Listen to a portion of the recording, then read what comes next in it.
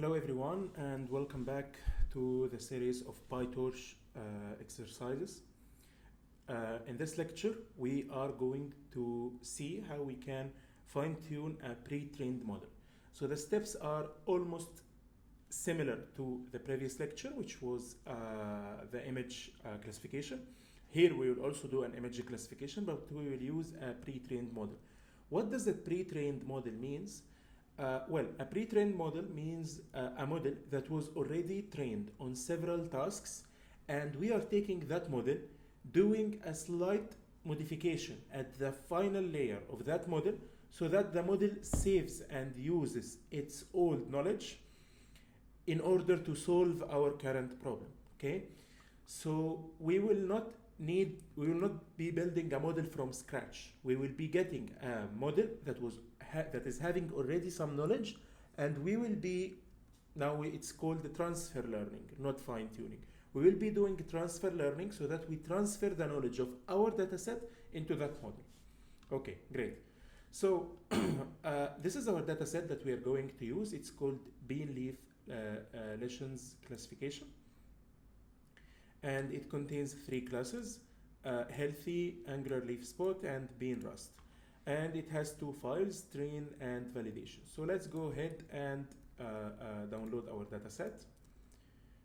So we will, first of all, let's connect into a GPU, T4 GPU, and let's start doing our installation of Open Datasets library, --quite, and we will import Open Datasets as OD, and we will do od.download. Okay, great. So now it will connect to the GPU first, and then it will ask us for the credentials. Let's give it a moment.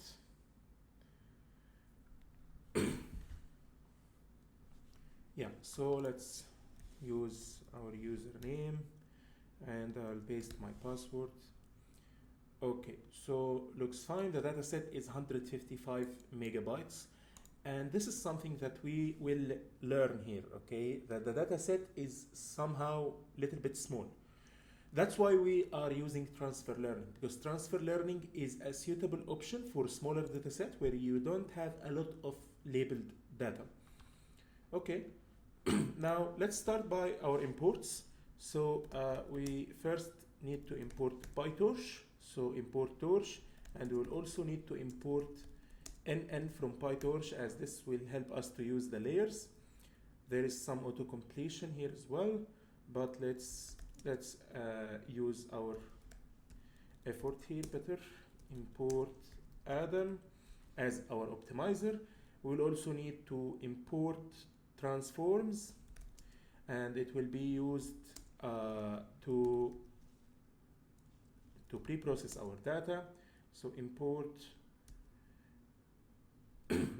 torch vision.transforms.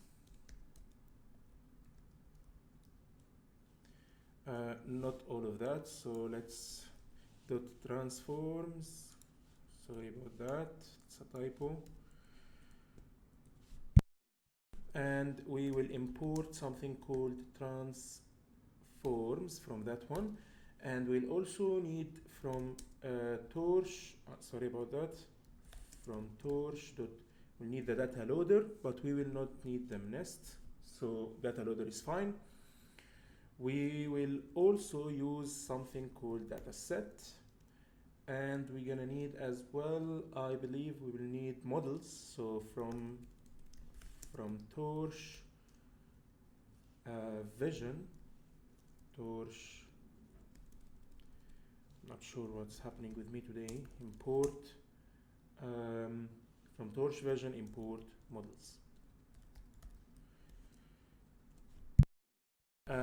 PyTorch has a lot of pre-trained models that are already built inside PyTorch library.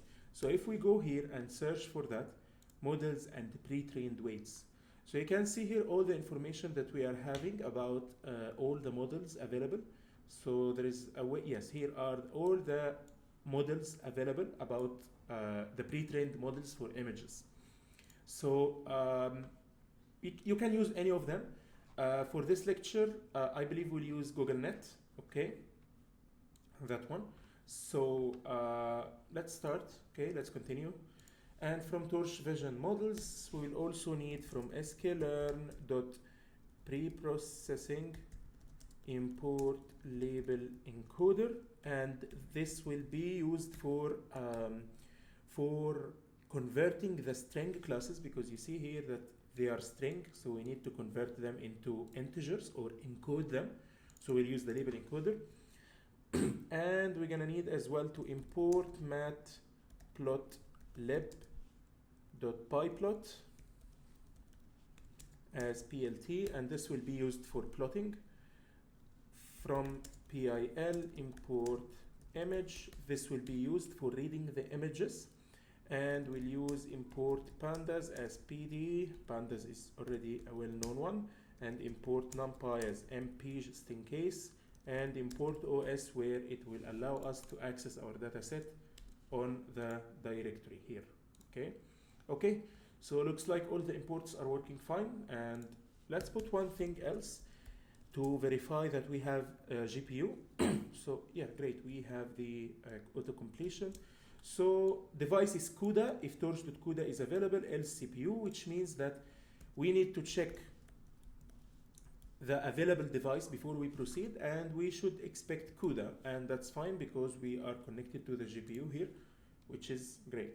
Okay, now let's start with reading our dataset. So let's check our dataset. So we have the dataset is already prepared for us in a good way, so we don't need to go and read each image separately, but each image is available here in train and val. So let's try loading this. So we can write train df is equal to pd.read csv, and here we can take the path of that one. Just for simplicity, we'll take this one, paste it here, and we're gonna do the same for val df, which is pd.read csv, and we're gonna take that one. Great. So let's check the data shape. So train df.head. Let's check first the data frame that we have. Great. So it contains image file and category. Okay. So looks like we are good. We don't need to convert category into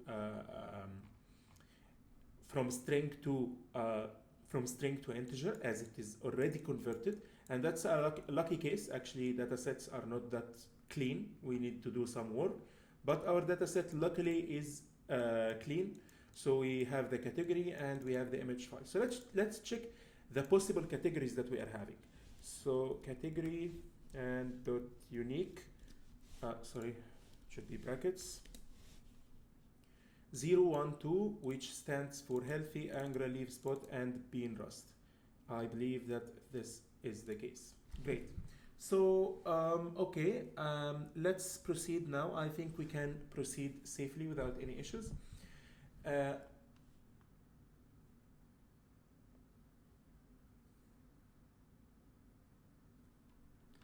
Let's check how many data we have. So print the train underscore df.shape and val.shape, which means that it will print us the number of rows and columns in each one. Okay, so let's see. We have 1000 row for training and 133 for testing, for validation. Okay, looks fine. So we can check also the class, the class distribution. So we can see our classes, some data pre-processing. So we can check train df dot of category, because we have category dot value underscore counts. Yes, that's the one. And let's print only that one. Great. So the data set is balanced. That's a good thing as well. So the only challenge you can see here is that the data set is not having few amount of images. This is considered a very few amount of images because you have 3 classes. Each class is around 350 images, which is a little bit small amount. And in this case, we usually go to transfer learning, where we use a pre-trained model and train this model on our data set. Or in this case, it will not be called train, but we will do a transfer learning, which means transfer the knowledge into that data set. Okay, great. Now let's proceed into using this data. Okay, so we have two options. We either add these two data frames together and we split them again, and in the notebook you will find that I'm doing this, or we can skip this part and we can directly use our data set as it is, as there is no need to change it again or to split it again. You have both options. In this video I'll be going through it without any extra splitting. We will use the same splitting as the original data set, and inside the notebook that you will find in the description, I'm doing an extra split. Okay, great. So let's now create a transform function. So what is a transform function? Now a transform function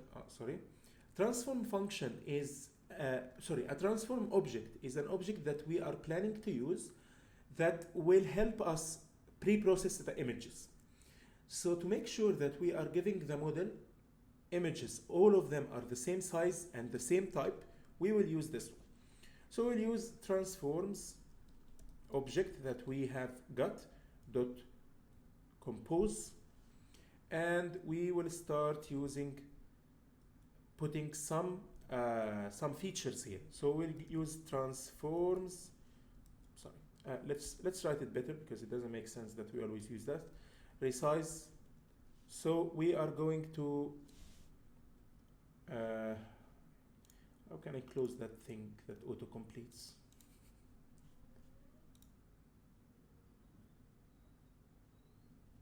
Okay. Okay, anyway, so I don't think, yeah, AI assistant. Yeah, let's be a little bit old. This way will be easier for us to understand what's happening.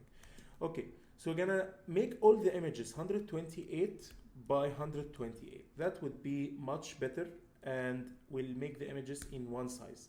We can increase the size of the images, of course, but the more you increase the size, it means more pixels, and it will be slower in processing and slower in training. Remember, we just need to illustrate an idea here, and you can try it later, but we have somehow limited GPU, not a very big one, and we have also something that may get time out. So better we make things fast here as we are learning. If you are using your local machine and you are having a GPU, feel free to try other stuff. Okay, so transforms dot to tensor, which means that we need to convert them from float into PyTorch tensors. Okay, and we'll use the last one, which is convert. Now, image the type. The type, and we'll convert it into torch.float. Yeah, that's it. Okay, what are we doing here? So let's go again through all of this. Transforms.resize makes all the images into a certain size. Transforms.tensor converts the type into a tensor instead of a normal array or list into PyTorch tensor.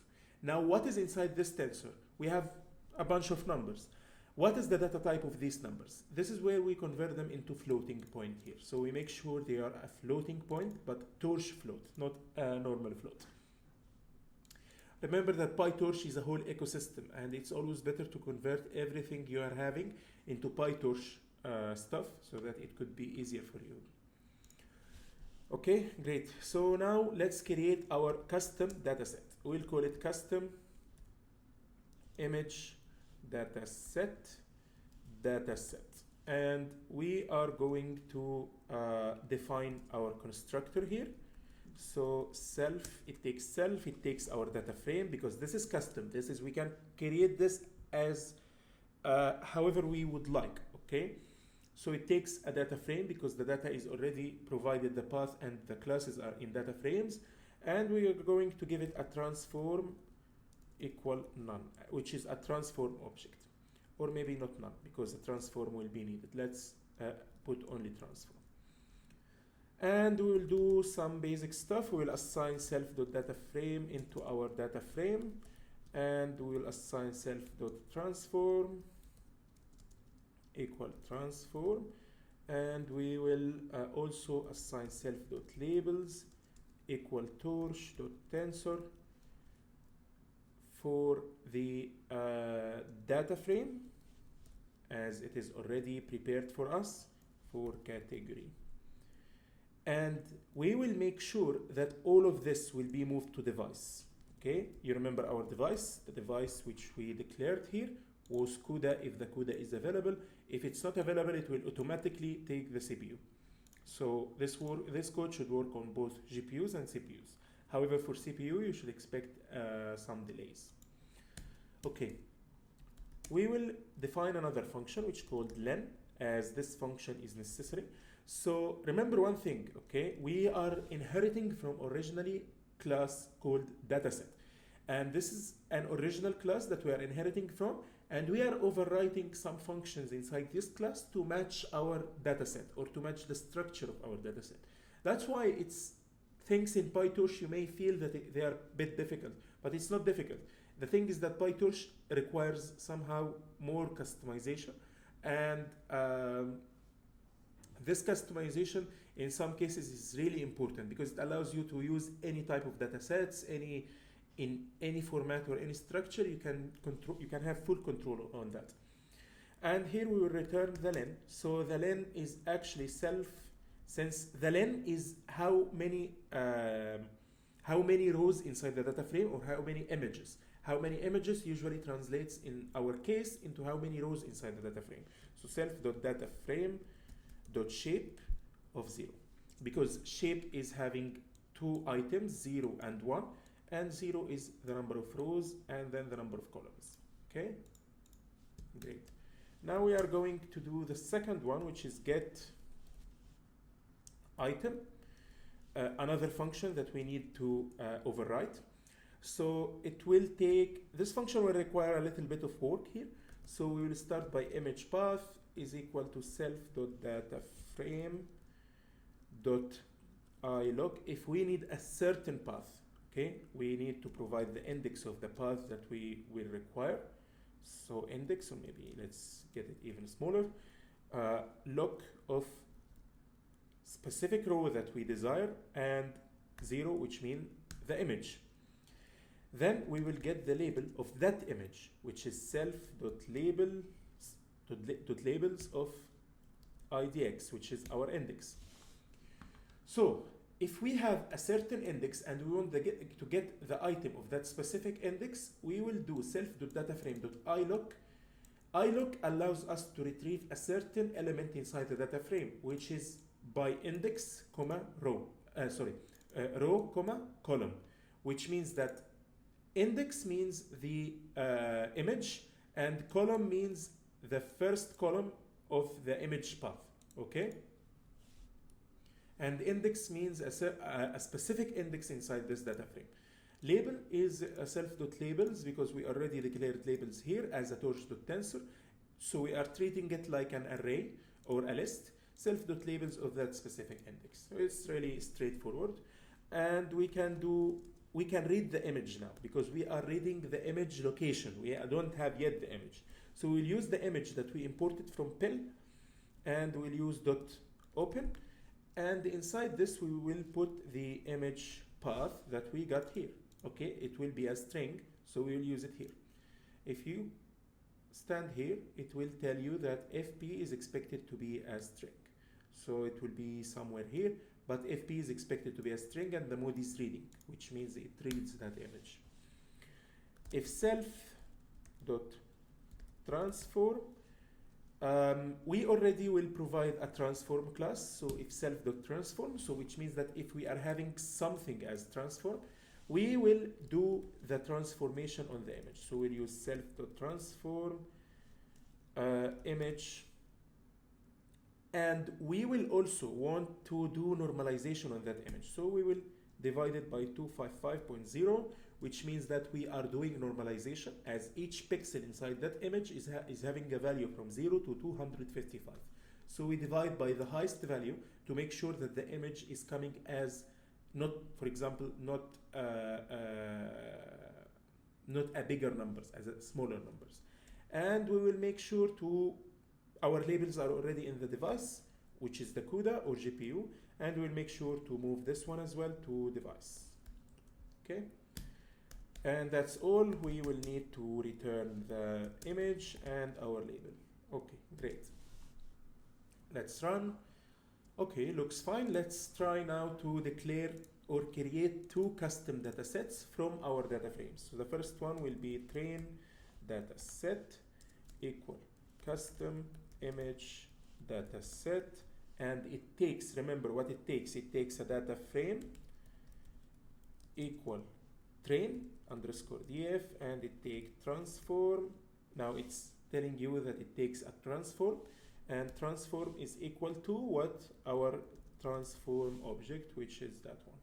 Okay, and we are going to do the same. We'll copy paste it for faster writing, and we'll have val data frame, and here we will write val df. Now the transform object is the same object for both of them, and that's of course obvious because we will need both of them to have the same specifications. Let's run. Do we have any issues? Okay, looks good. Great. Now, before we proceed, there is a part that I like always to do, is to see our data set. So let's maybe see a part of the data set. This is optional, okay, it doesn't matter. You can just go simply here and open this folder or any folder and see the image. So maybe you can download it and see it. Don't know if you can open it here. Yeah, you can open it here as well, and you can see it. But I would love to see a couple of images here. That's, again, that's an optional part. If you want to skip it, you can skip it. Number of rows is 3, and number of columns is 3. So we want a grid or a matrix that having a 3 by 3 elements, which means 9 elements in total.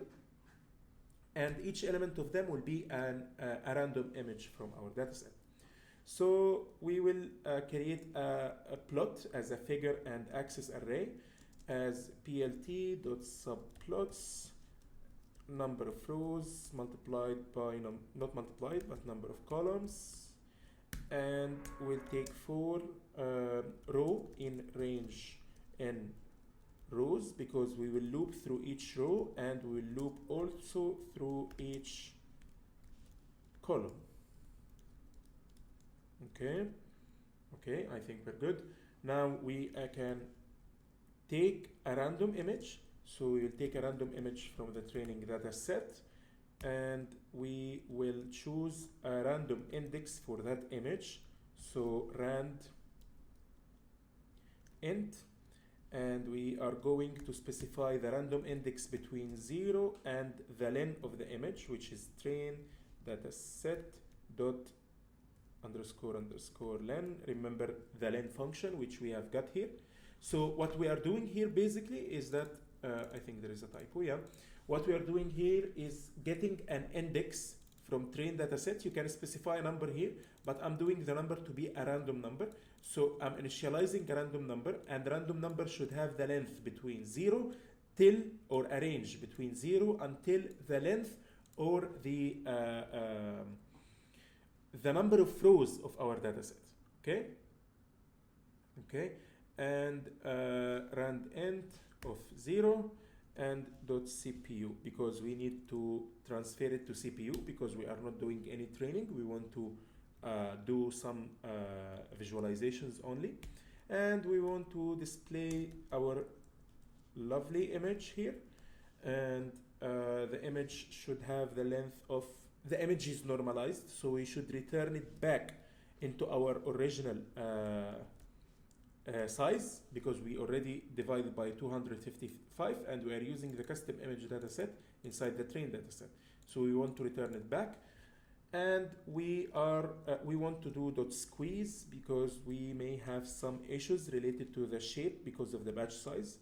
So we want only one image, and we'll use dot premute to modify our shapes into 1 to 0. Again, this is optional part. There is millions of ways to do visualization, but that's how I'm doing it. So if you don't want to do visualization, it's fine. Axis is off. We don't want any axis. And then we will display our plot, so as a tight layout. And then we will do the show. Now let's see if we have anything. It takes some time. Int object is not subscriptable. So I think we don't need that. Int object has no attribute CPU. So CPU is not supposed to be here. Actually, this 0 is supposed to be outside because this is from the train dataset. So I think that will be fine. No such file or directory for that one.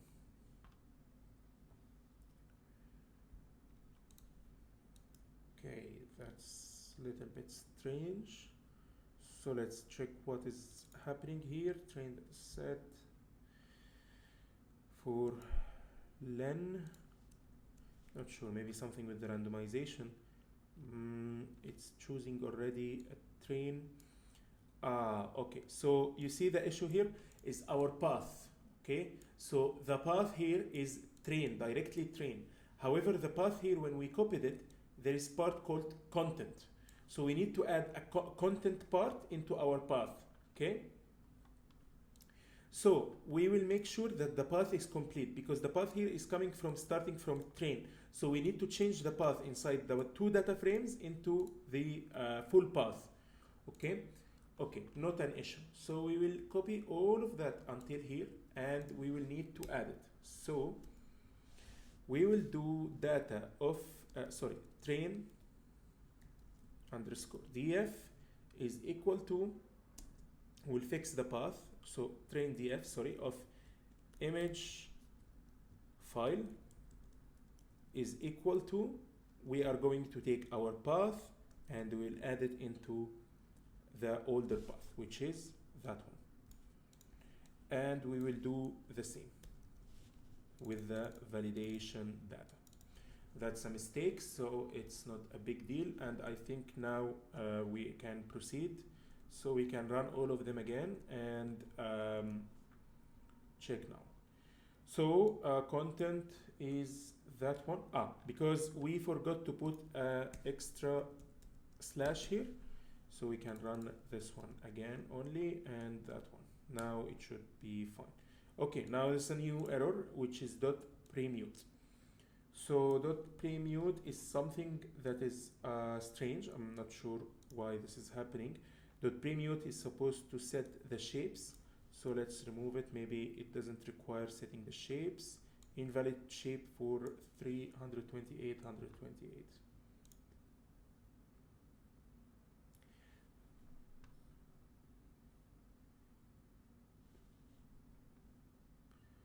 So we'll have our image multiplied by 255, and we have dot squeeze, and we have dot premute. So it's saying that tensor has no attribute premute. Okay, so it seems like a typo, so we can put permute.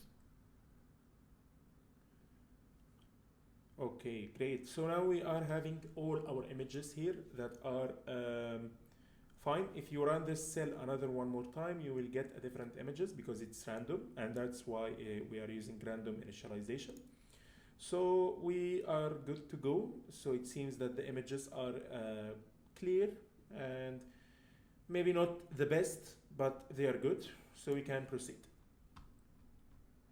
Now let's move to the interesting part where we will start using the model. So we'll set our learning rate equal to 1 e minus 3, and we are going to set also the batch size to 4, maybe 4, yeah, would be fine. Epochs to 15, I think 15 would be good. Okay, and then we'll create a train loader so that we can do the training with batches. Data loader, and it takes train data set and takes the batch size that we wrote, which is batch size, and it also takes the shuffle equal true because we want to shuffle our images, and we'll do the same with the val data loader. So val data loader, and it takes the val, and everything else is the same. So it seems data loader is not defined, even though we got it here. It needs, it's a typo as well, the L is capital, so that's not a problem. Great, now, oh, sorry. Oh yeah, it's on, okay. Okay, all good. Now we need to bring our model. So we have a couple of pre-trained models here. We'll use GoogleNet. How we can use GoogleNet? It's very simple and straightforward. So we'll write GoogleNet model is equal to models that we have imported from PyTorch, from Torch Vision, and you can see here all the available models. So we want Google Linet, that's the one. And we'll take its default weights. Okay, now it's downloading. Okay, it was fast. The model is not very big, it's around 50 megabytes, which is good. Okay, now we can proceed and do the following. For param in Google net underscore model dot parameters, and we are going to do param dot requires grad equal true. As you know, the model is having a trained weights already. So we are starting to teach the model from these trained weights. The model is having some knowledge, and we are expecting that the learning part wouldn't take much time and wouldn't require so much data. So we will set this, which means that we are telling the model that allow your parameters to learn again, or allow your weights to learn again. But the difference in this case is that instead of starting from random weights, no, it's starting from a weights that is already having some knowledge, but not the best knowledge for us, let's say. And this is where we are going to do the rest of the part. Now, there is a different way of doing this, is that we set this into false, which means that freeze all the weights that the original model is having, and we add more layers into it, and we train these layers. However, we will not do that. We will allow the model to learn with all its parameters again, okay? Okay, now we will run this, and we are good. Now we want to check the last layer, .fc. So .fc will give us Google Linet. So I think this is a typo, Google Linet model. So .fc, it will give us the last linear layer. So the model is expecting to predict 1000 class, but that's not the case, okay? We want only 3 classes, so we need to change that, okay? Okay, great. Now we can do one thing, is to change the length of the parameters. So we need to check how many classes we want. We can check it, of course, like that. We can check the length of data, train df dot of category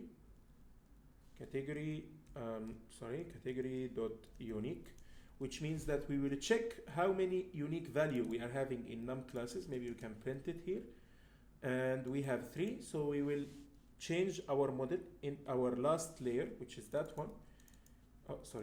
We'll change that one into torch.nn.linear, because it's already a linear layer, and we will put our original number of features, which is the 1024 .in features, and we'll put the number of classes. and then we can put it here again to show the new layer. Great, now it's fixed, no issues. Now we can do one thing, we can again set this into false and only train this one, or we can, which is a completely transfer learning, or we can retrain the whole model again, okay? But, okay, let's try both, okay? Let's try first doing the whole training, and then we can try the other one. Okay, great. Now we need to do one little thing, which is moving this model to CUDA device, because we have our inputs and outputs on the CUDA device. So we have moved the model. So, okay, let's close this, or maybe we can keep it, no issues. Let's close it for cleaner output and having things a little bit optimized. Okay, hide it better. Great. Now let's proceed with the training loop. But before we go to the training loop, we need to define our loss. So we will define our loss part. So maybe we can write critation or loss. So maybe we can write loss is equal to, or loss fun is equal to nn dot. We'll use cross entropy because cross entropy is used for multi-class classification. And we are going to use Adam optimizer as we mentioned in the beginning of this lecture. Adam, and we need to provide to the Adam optimizer the Google net parameters. So dot parameters, and we will provide the learning rate as our LR. Then we will start the total, we'll start the training loop, but we will first need to define a total loss, which is also will be used to get the cost. So total loss train plot is similar to what we have done before. Sorry, is equal like that, and total accuracy train plot. By the way, we will not be using any validation data. We will use the validation data as testing data at the end for epoch in range epochs. And we will start creating a default variables for total accuracy train, and this will be increasing through time, and we'll do the same for loss. And then we will take our inputs and labels in train data loader, because now we will loop through the batch level. Yeah, epochs is not defined, so maybe we defined it like that before. Yes. So train data loader, I think there is some mistake here, so let me check. Train loader only, not train data loader. Okay. Okay, now we will reset our optimizer. So optimizer.0 grad. Sorry. And we will allow the model to do a prediction. Google Net model for inputs. Then we will do train loss is equal to loss fun. Loss fun of what? We will do the loss fun of output. So we will do the loss between the output and the original labels, the output of the model and the original label, its outputs. And then we will do the loss calculation. So total underscore loss underscore train is plus equal train loss dot item.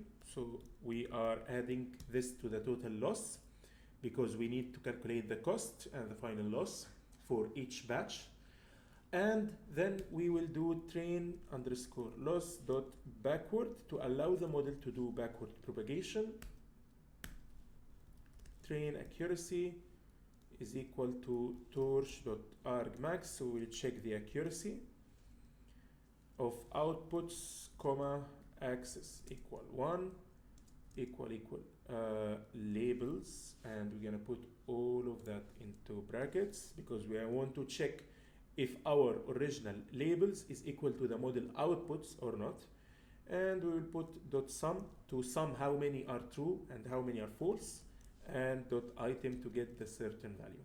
And then we will add it into our accuracy, is plus equal train ACC, which is train accuracy, and we'll do optimizer dot step to allow the optimizer to do its job. Then we will go back a little bit and we will put this total loss and total accuracy lists will be used for plotting at the end. So total loss, train plot, yes, that one, let's copy paste it easier. Dot append. What are we going to append? We want to append round of total underscore loss underscore train. We want to append the total loss for training, and we want to divide it by 1000 because it will be very high, could be very high number. So we divide it by 1000 better, and we round it to 4 decimal values. And we're gonna do the same for the accuracy. Let's change that into here, and we will do the append, but instead of this we will do total ACC train, and instead of dividing it to 1000 we will divide it by train underscore data set dot len, so that we divide it by how many is, it's like saying how many are true total out of all the data set that we are having, okay?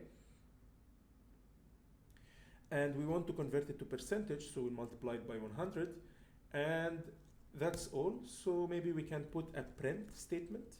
So print the number of epochs, so maybe we can put an F here, epoch of epoch plus 1, because it will start from 0. And we are going to divide it by, or say out of, maybe, or like that, not divided but out of number of epochs.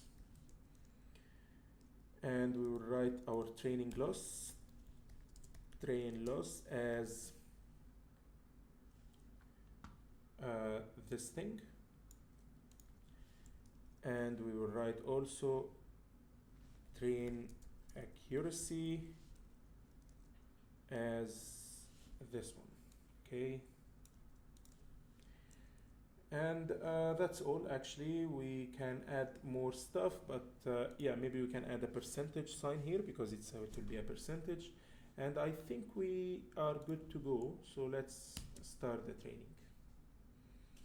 Let's see, our training is working, so if it runs till the first print will be very good, and then it will be a matter of time, or just need to wait. Great, looks good. So the model started training. This is gonna take a while, so I'll stop the video now and maybe we can proceed after the training is done. Okay, so we are good, the training is done, and these are the values we have got. So maybe we can do the testing now. So we'll start with torch.no_grad, and we will put our total loss test. So we'll define the same way we did in the last lecture, the testing loss and the total accuracy test as 0, and then we are going to do for index comma input. Maybe we can put this like that because we want the index, or maybe no need for the index. So for input comma labels enumerate test, or sorry, we will not use the enumerate, in test loader. So in test data loader, or I think it was named test loader only. No, let's get the exact name. I always forgot. Val loader. Okay.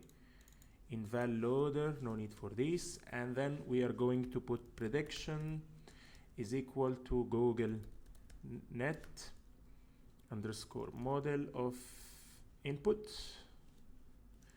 and then we will calculate the accuracy same way we did before. So torch.arg max for prediction, comma axis equal 1, and we are going to put is equal labels to see how many are correct. Dot sum and dot item, and then we'll do the total accuracy test is plus equal accuracy. Maybe we can ignore the loss, it's not a problem. So let's try to see. So we can ignore the loss.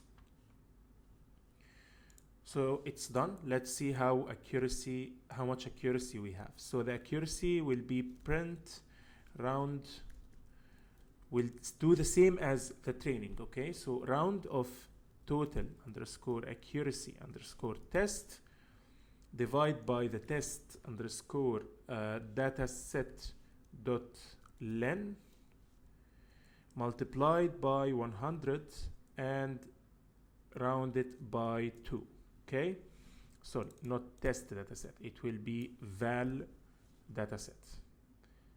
Yes, perfect. Now let's print this and see how much accuracy we got. 86%, which is great. Okay, so 86% with a very few amount of data, that's a very good work. However, can we do better? So the thing is that let's try pure transfer learning. So let's try leaving this as false. Okay, so maybe we can copy this down. So let's write here transfer learning. There is a slight difference between this and the notebook. So if you feel that there is a big something that you are kind of lost, feel free to ask in the comments. So now instead of having true, we will write as false, okay? And then we will take the same layer, that one, and we will do the following. So let's load the model again. So let's get a new instance of the model first. So let's put that one down. So let's get a total new model, okay? And then requires grad is false. We change the number of parameters, and the last layer only we'll put it as requires grad is true. Okay, and that's all. Rest are the same. So let's run, let's see. Good, it's working. Now it's just a matter of copy pasting. So we can copy the whole training loop now and run it again here. And let's copy the testing part as well and run it again here. Okay, so there is some mistake. Should be the same. Wait, input type float tensor and float tensor CUDA. So I think there is something we forgot to move it to device. Yes, we forgot to move it to device. So we will need to write this part net model dot to device, because this is the new model now. Okay, we are not using the same the old model that we trained is fine, done, but now we're using a total new model. Okay, so let's run. Oh, sorry, I added something wrong here. Okay, so it's done, and the accuracy part, yeah, we forgot to print it. So let's take the printing part, copy paste it here, and let's see. So the accuracy is 56%, and before that was 86%. So the thing is that this could be for two reasons. We are doing in the second part, we are doing the fine tuning or the transfer learning only on the last layer. This could be good in some cases, but in other cases it could be worse, because like here, we didn't add any extra layer. We are changing in the model knowledge partially. So we changed in the last linear layer. However, in some cases, we add extra layer and it works better because we will have more parameters to optimize and the model will preserve its knowledge. However, in the first thing we did and we tried, we didn't preserve the knowledge. However, we retrained the model again, but we started from its own knowledge or its current knowledge. So we told the model, okay, you learn everything on your own. However, in the second part, we told the model, okay, only this specific part can learn whatever it wants, but you should stay the same. And this specific part was a major part inside the model itself, not a part that we have added already. So you can try adding more layers and do the require the grad is false for the model itself and add more layers and make them require the grad equal true. Or you can go with this part. I would personally go with that part where I will allow the whole model to adapt on my own dataset. Thank you very much. If anything is not clear, just please ask in the comments. And don't forget to like and subscribe if you like the content. Thank you.